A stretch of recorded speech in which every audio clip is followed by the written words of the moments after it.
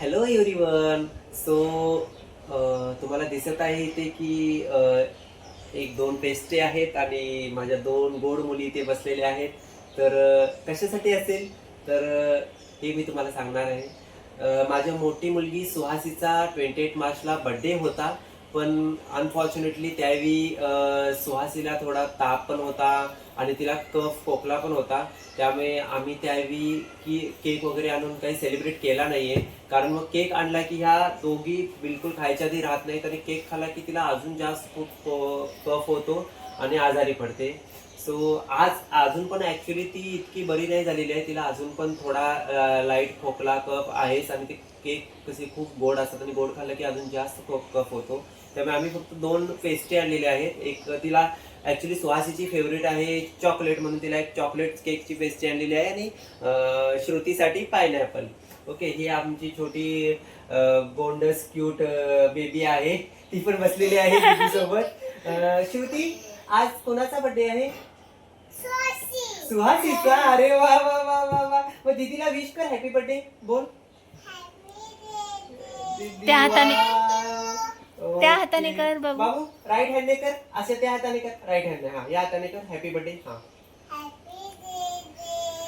Okay. आणि दीदीचा पाय घे, दीदीचा पाय घे. वाव. तर माझ्या या दोन क्यूट मुली आहेत. तर चला मग आता आम्ही केक पेस्ट्री कट करतो आणि ह्यांचा एक छोटासा बर्थडे, बिलेटेड बर्थडे सेलिब्रेशन करतो. कारण ह्या सुहासीचा कसा केक आम्ही सेलिब्रेट केला होता. 6th बर्थडे आहे तिचा या वर्षी. हा, ओके. तर चलो बाय. श्रुतीला काहीतरी तुमच्याशी बोलायचं आहे. तर श्रुती, बाबू, हा बोल.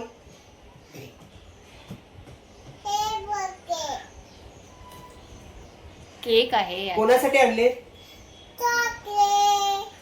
And pineapple. आणि कोणाचा बर्थडे आहे? दीदीचा. ओके, बाय बाय कर. Happy birthday to you. Happy birthday to you. Happy birthday dear Suhasi. Happy birthday to you. May God bless you dear. May God bless you dear. Happy birthday to you. Suhasi, happy birthday Babu.